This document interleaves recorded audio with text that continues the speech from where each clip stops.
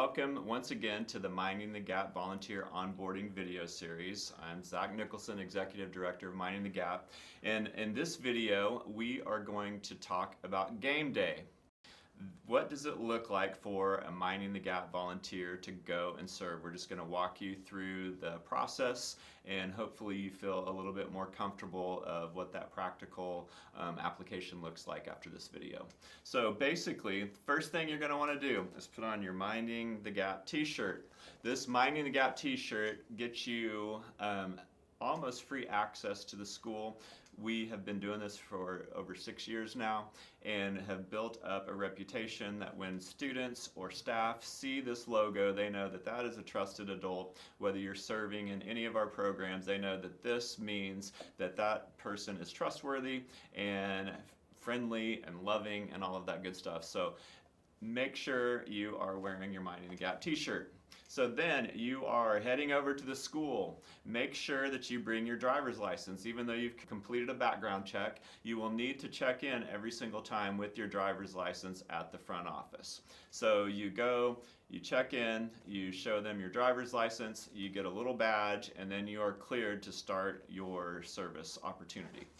So if you are a tutor with our Building Bridges program, depending on if you are in the classroom or one-on-one, first we'll walk you through the classroom aspect. So you will be assigned a classroom. After you check in, you just go directly to that class, knock on the door, and let them know that you're ready for service. And then typically that teacher will just assign you maybe some students to work with. Maybe you'll do a little bit of reading, they'll read to you. Maybe you'll work on some sight words. Basically, you're just there to support that that teacher during your 45 minutes to an hour that you're there.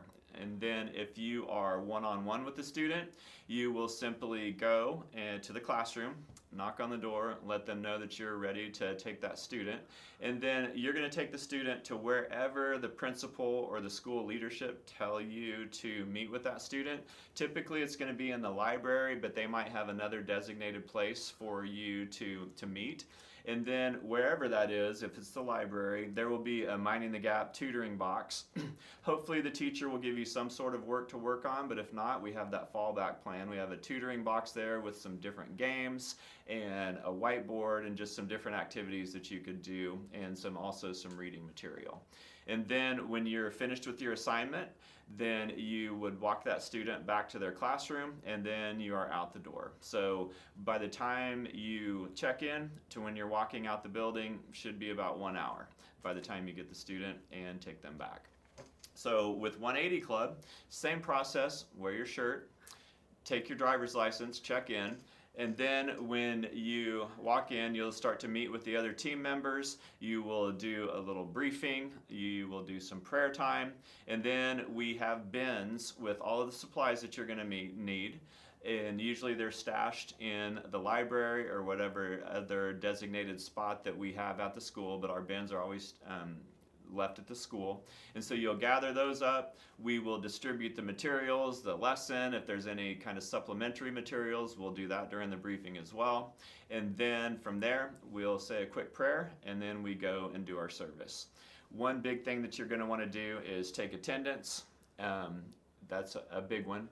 And then you will just do your meeting. We have everything laid out for you. We want you to feel the freedom not to have to stick to a rigid schedule. So every class has a little bit of autonomy. So basically you'll do your Bible club, and then when everybody's finished, you will simply clean up the room, gather everybody together, and take them to the dismissal site. Each school will be a little bit different, but it'll be clearly laid out what you do with the students. Usually we just take them back to their after-school program. And that is basically, then you will just do a little debrief. How did things go? A quick prayer time, and you're finished. So hopefully that gives you a little bit of practicality, a little bit of life, like here's what that might look like on my day of service. But we're super excited for you to get started, and we will see you soon.